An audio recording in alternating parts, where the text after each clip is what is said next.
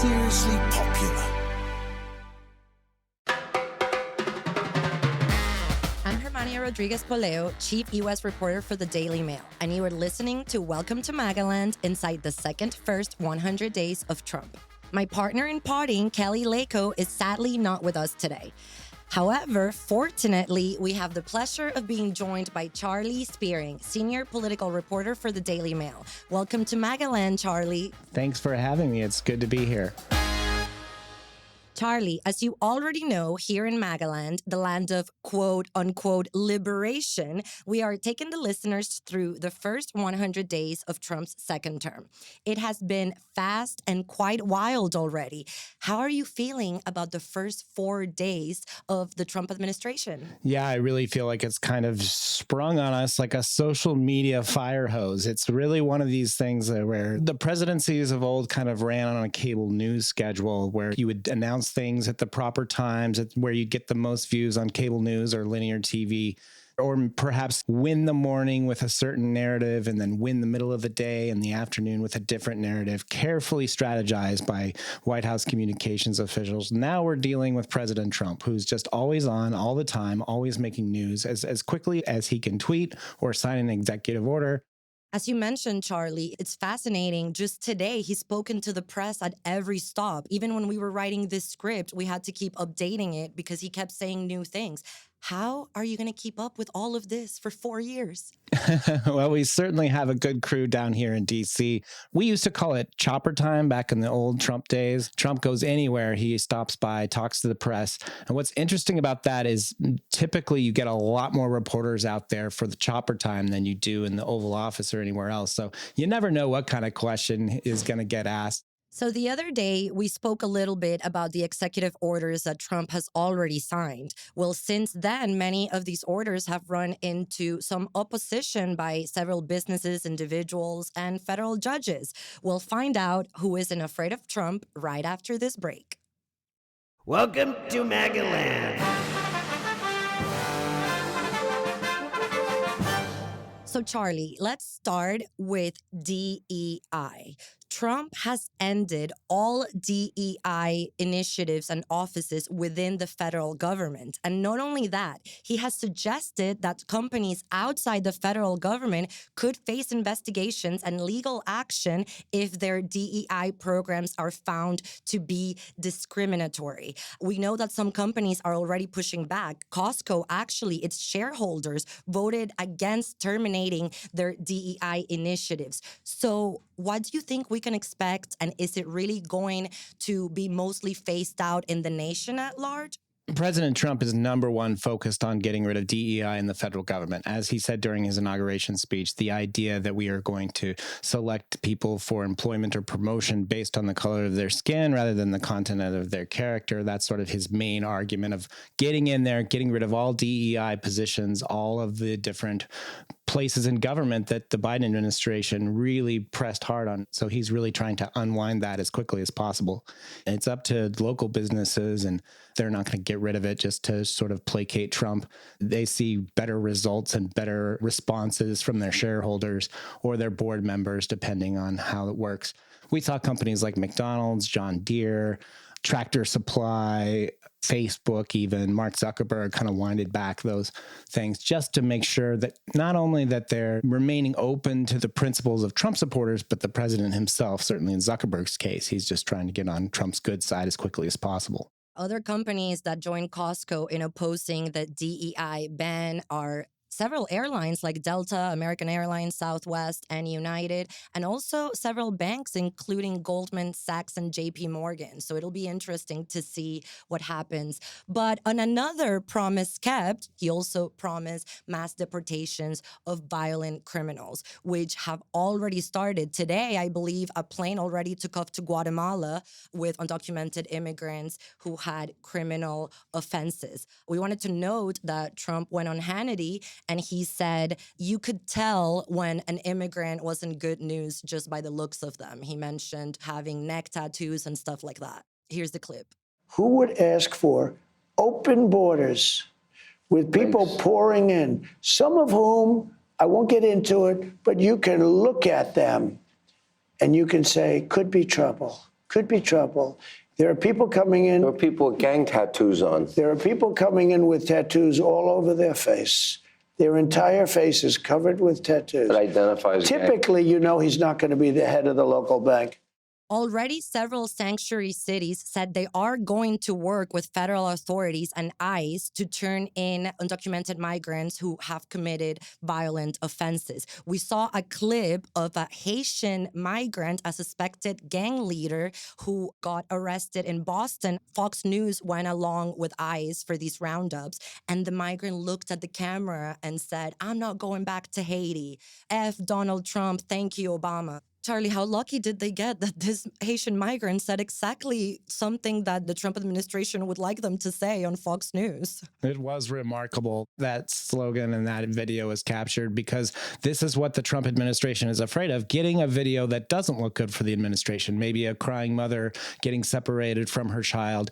That's the kind of the video that you don't want when you're trying to deport criminals. And for them to bring along Fox News and get that clip is very much a PR boon for the president's message. Look, these are the kind of people that we're taking out, people who are not supposed to be here. And this is why President Trump is trying to deport these criminals. Right. In fact, Vice President J.D. Vance himself shared the clip and proudly said, "Look, this guy hates Donald Trump." So another executive order that has already run into trouble, and last episode we said it would, was the one to end birthright citizenship. As soon as Trump signed that order, 22 states filed oppositions against it. I thought it was very interesting that it was a federal judge who said this is one of the easiest decisions that have come across my desk. This is a fight they want to have in the courts, and that's why they're kicking it off early. We all know that Stephen Miller, one of Trump's key advisors, has long argued against birthright citizenship and arguing that it isn't constitutional and that they can wind that back. We'll see. What does it look like when it finally gets to the Supreme Court?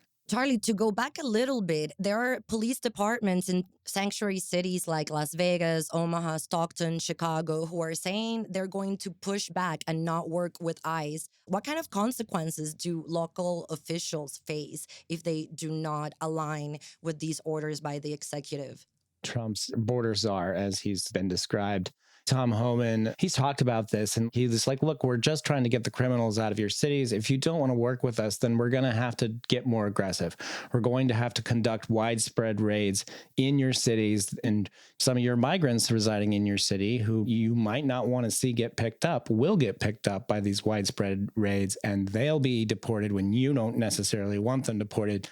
Politicians are also pushing back, particularly on Trump appointees to his cabinet. We get into that and more right after this.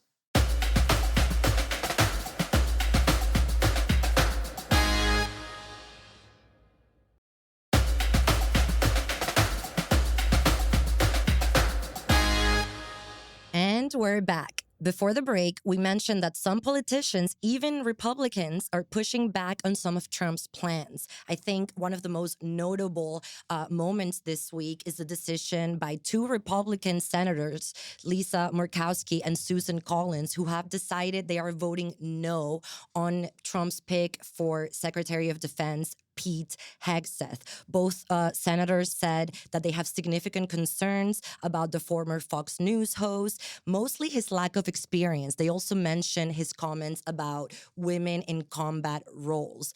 How do you think this will play out? Right now, it's calculated. I think Murkowski and Collins believe that they can be dissident Republicans without tanking the nomination entirely.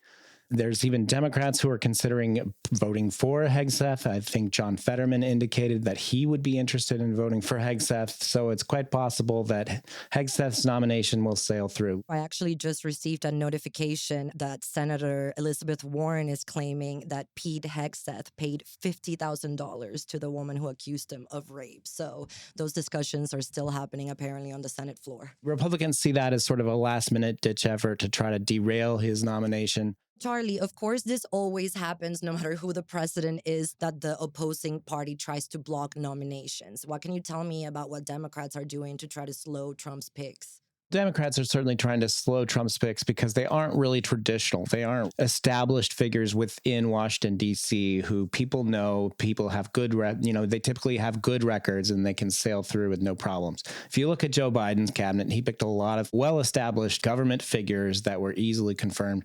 Trump's taking a little more of an edgy approach. People like RFK Jr. for Health and Human Services, people like Tulsi Gabbard for Director of National Intelligence. They've been out on podcasts for a long time saying a lot of things about how they really feel about these agencies that they're about to be in control of. We did get a little bit insight into at least how one Democrat is feeling about everything. Of course, it's Alexandria Ocasio-Cortez, who said that she would not be going to the inauguration because she, quote, does not celebrate rapists. She has been kind of ranting all week about Trump reaching the White House again. And she actually made an appearance to discuss what she called a billionaire feeding frenzy. Let's hear it. This is now a billionaire feeding frenzy. It is a kiss-ass race. It is, how can I show how much fealty I have to Donald Trump in order to get my digs? AOC is not very happy about what she calls the normalization of Trump in his second era. What do you think, Charlie? Yeah, this was a very interesting interview that she conducted with Jon Stewart on Jon Stewart's podcast. So it was a little more long form, long discussion. And Jon Stewart's really just looking for a way forward for the Democratic Party. And AOC is having this similar struggle. She's really calling out Trump for cozying up with these tech billionaires. She was really triggered by the fact that people like Jeff Bezos, Mark Zuckerberg, the head of Google, the head of TikTok are sitting in the rotunda watching the inauguration right next to Trump, sending the signal like, hey, these biggest tech billionaires are going to have a front and center prominent position in the Trump administration. She believes that the billionaires are falling over themselves to suck up to Trump and that Trump is going to give them a wide leeway into the future of American life. Let's move on because there's more executive orders to discuss. Trump now signed an order to declassify the remaining files of the JFK assassination. Charlie, I'm a bit confused about this because I feel like I've seen this story before, that some documents have been declassified. So can we expect to really learn anything new about the assassination? And is this going to spark more conspiracy theories? What's interesting is that Donald Trump declassified a good portion of it during his first term, but he held a few back. When Trump was running again for re-election, one of the biggest names in podcasting, Joe Rogan, asked Trump, why did you redact some of these documents? He promised that if re-elected, he was going to declassify them all. That executive order suggests that in the next 45 days, that the people involved with controlling these documents come up with a plan for the president to release all the documents. That's when we'll find out what the government has been hiding about the JFK assassination, whether there's anything new in the documents. Well, it's worth noting that the Kennedys appeared to be divided over this issue too. Robert Kennedy Jr., of course, has asked for these documents to be declassified for decades. However, JFK's only grandson, Jack Schlossberg, tweeted yesterday saying this was not a good move. It was only going to promote more conspiracy theories. And he said this act is not heroic. A way to slam Trump. And we're certainly going to find out more about this on Monday because Daily Mail columnist Maureen Callahan will be joining us to talk more about it. Maureen always has the inside scoop. Charlie, it's been so good having you join me in MAGAland. For our listeners, we will be having Charlie back on the show now and then, even when Kelly is here. But for now, we have to say goodbye until Monday. Thank you so much for having me, Germania. It was a real pleasure to be here. Thank you, everyone, for joining us. As usual, we want to hear from you all. Email us at welcometomagaland@dailymail.com and follow us on Instagram at welcometomagaland.